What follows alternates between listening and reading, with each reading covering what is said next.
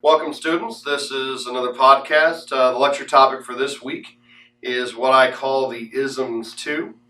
The isms, or the ideologies, the intellectualisms that we're going to talk about in this lecture are primarily five, although one is fairly short.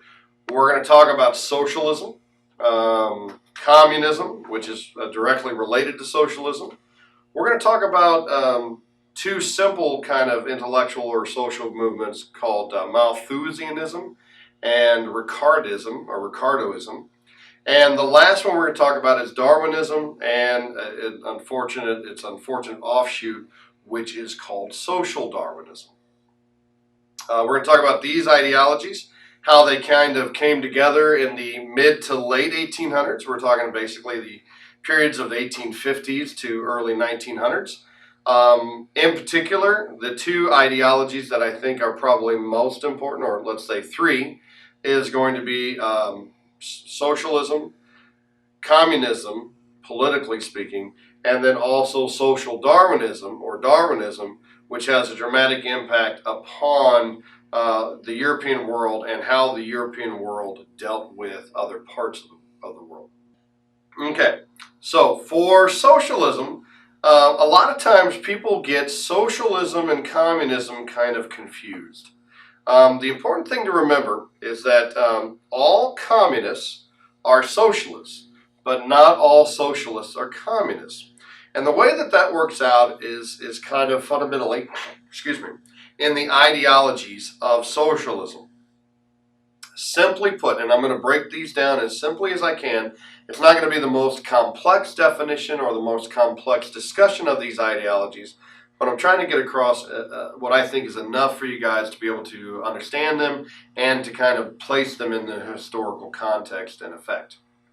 So, socialism at its basis, at its most simplistic definition, is a belief that a society has the responsibility to care for all members of that society.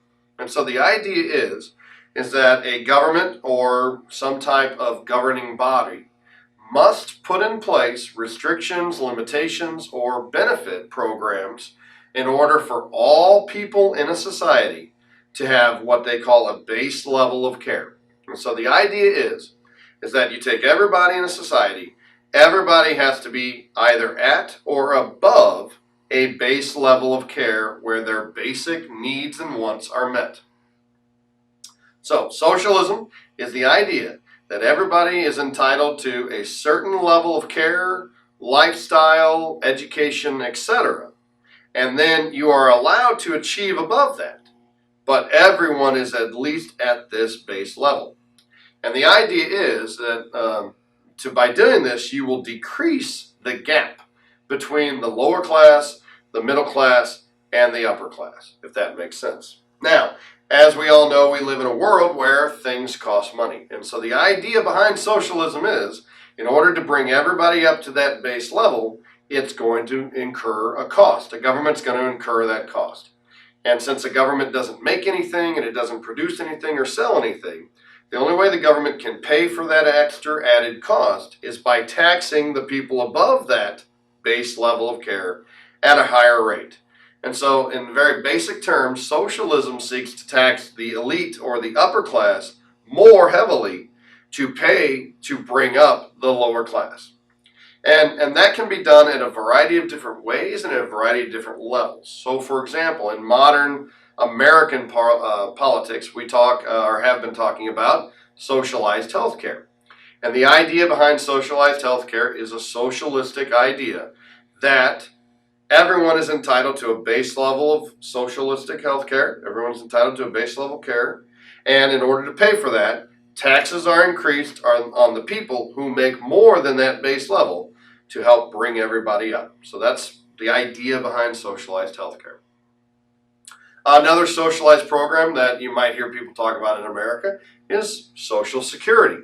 And once again, the idea is you take money from the people that are working to put aside, or in this case, in the modern way it's used, is to pay for the people who have retired over a certain age, if that makes sense.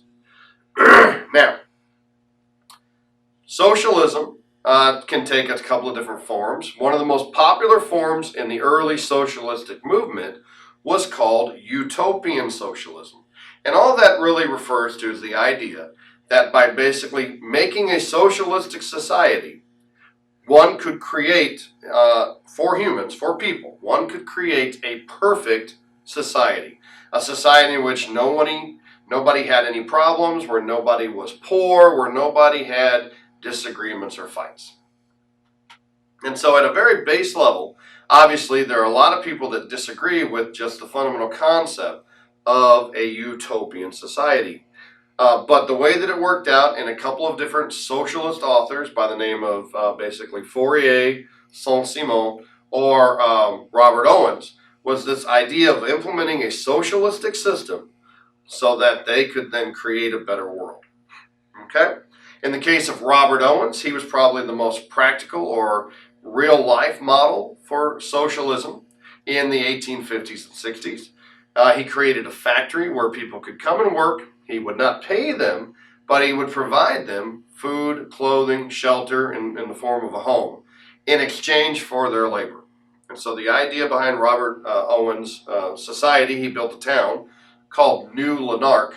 And the idea behind that was if you came and worked in his factory, he would then sell the goods, use the proceeds from the goods to provide or give back to the families in the form of a general store where families could come and get the food they needed, the clothing they needed, and he would also provide them education and a home for free. Now, over time, that model was very successful in the beginning. And he tried it again in America. He tried it first in England, in the city of New Lanark. He tried it again in America, out in Indiana, which there's still a town there by the name of New Harmony, Indiana. And he tried this same model, building a factory, building a town, people working for free, but getting the things they needed for life. But over time, 20, 30 years down the road, what happened to Robert Owens' model was it began to break down socially, in that people were perhaps not fighting over belongings anymore, but they were still competing in terms of trying to find spouses, wives, or husbands, as well as also competing for a better life, so to speak, for their children.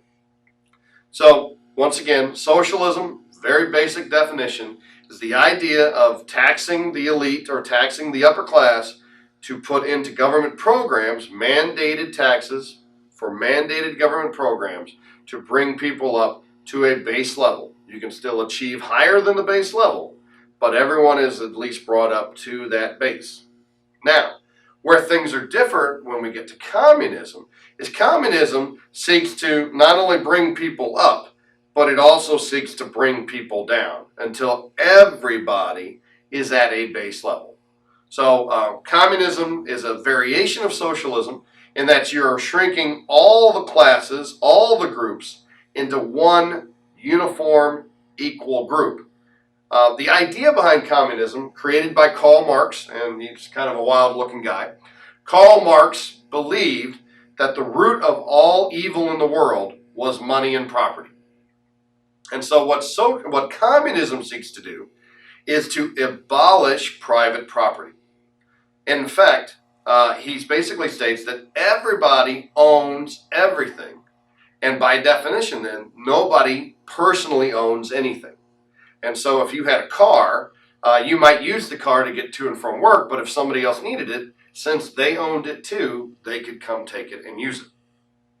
Now, that obviously wouldn't work in society, so Karl Marx's plan was that when a revolution occurred, and he called it a communist revolution, when that revolution occurred, then what would happen is the government would seize all private property, and the government would manage it for the members of that community or that society.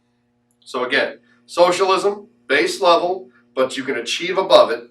Communism calls for the abolition, the removal of all private property, and everyone surviving, everyone living at a base level. Now, Karl Marx was a utopian socialist in that he believed if you eliminated private property, you would achieve a perfect world as that communist revolution expanded. Okay, so I hope that makes sense. Now, As you might expect, there were severe questions and disagreements and controversies with these theories, but in particular for the communist revolution, communism itself had profound effects upon political change. All we have to do is take a look at, for example, Russia, China, countries in Southeast Asia that still employ or used to employ communistic governments. Okay, so socialism, communism are out of the way. Malthusianism and Ricardoism are pretty simple to talk about. Malthusianism, coined by the guy named Thomas Malthus, he believed in late 1800s that the world had too many people. And so he coined the term overpopulation. And that term overpopulation has been associated then with what's called Malthusian beliefs that human population, needs to be restricted. Now, that restriction can take many different forms, whether it be forced sterilization, abortion of unborn fetuses, or limitations of the ability of people to marry. A clear modern example of this Malthusian practice was the so-called one-child policy that China employed, which basically limited all Chinese families to only having one child. Now, in the long term, if you're up on your current events, you'll know that the Chinese government has since abandoned that because their population has now started to decrease. And so they now feel that they need to produce more Chinese generations to follow to keep their workforce going.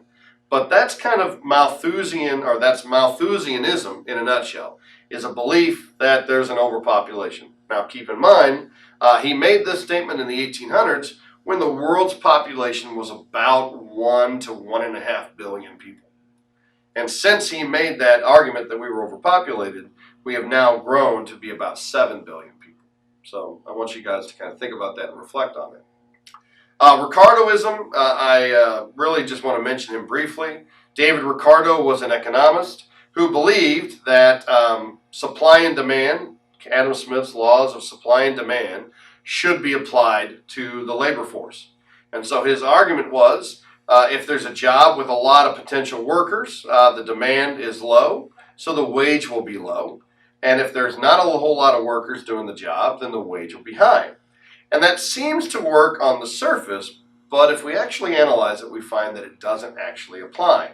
Because some jobs that are most plentiful in the United States, for example, being a lawyer, also has an extremely high wage. And so the Ricardoism doesn't always work out. Sometimes it does, sometimes it doesn't. The last topic I want to talk about is Darwinism and its socialistic offshoot, which is called social Darwinism. Now, Darwinism in a nutshell is pretty simple. Darwin was the first person to write a book and get it published about the theory of evolution. And a lot of times people have a kind of a misconception of evolution. Evolution is not the belief that an organism evolves over time. It's a belief, actually, that a population of organisms begins to differentiate through unforeseen, uncontrolled, random mutations to become a different population, a different so-called species. And that's why Darwin's book is called The Evolution of Species, by the means of natural selection. And what he means by natural selection is just nature, basically, some animals survive to reproduce, some don't. There's no rhyme or reason to it in the terms of a directed plan. Okay? So Darwinism argued that all living animals, and living things for that matter, evolved from an earlier population that was like it, but not exactly like it. And if that makes sense, great. He argued that over time these mutations occur, and if they produce an added benefit for survival, then that population will continue to reproduce, and over time it will eventually become so different genetically from the original population that they will not be able to interbreed, which means they are a separate species. Okay, so that's the biological, quote, Darwinism ideology. Now, What I really want to focus on, and what's more important, is the implementation of that theory upon social groups or people. And the problem was that people took Darwin's ideas and they began to apply it to different ethnic groups of people. And they began to assume that because someone looked different ethnically or genetically, that also meant that they could not achieve certain potentials or certain intellectual levels. And that's where social Darwinism, or as spawned, what we call racism. The idea that based on one's ethnic diversity or genetic makeup, they are then predisposed to only achieving a certain level of humanity, a certain level of intellectual gain, or anything economic, resources, etc. And the other flip side to Darwinism, of course, was this idea that natural selection works. And so if there are people that are poor, then they deserve to be poor. If you apply Darwin's idea about biology to poor people, then the argument is they're not fit enough to be rich. And so the idea of Darwinism was survival of the fittest, and when applied to social Darwinism, that idea was survival of the fittest among people, which means you don't help people, you don't give people chances. They are on their own, and if they don't survive, that's nature's way of weeding out the weak. And the idea of social Darwinism was to produce the most fittest human population, not specific populations of humans, but the most human population. And that's what racism is based on too. Now, biologically speaking, it's all garbage because there's no different in terms of ethnic difference between people when it comes to our species. All people on the planet are Homo sapiens sapiens, which means we all are part of one species. We can all intermarry, intermate, and produce children. And so the idea of applying biological evolution within a species runs contrary to what Darwin said, and it is basically the justification for such things as genocide, racial discrimination, and in the next topic we're going to talk about, of course, which is imperialism, which was founded on this belief that the European white person had a nature's given right to dominate and control and subjugate other peoples that they deemed to be inferior, and to bring them up by giving them their language, by enforcing their language, their culture, and their way of life on other people. So social Darwinism, the biological theory, social Darwinism is a complete, if I can use the word, bastardization of that biological principle applied to non-biological components. And that's what kind of fueled the late 1800s, was this drive, and it was a European and American drive to kind of fulfill this social Darwinistic mission that nature had bestowed upon the so-called superior white society.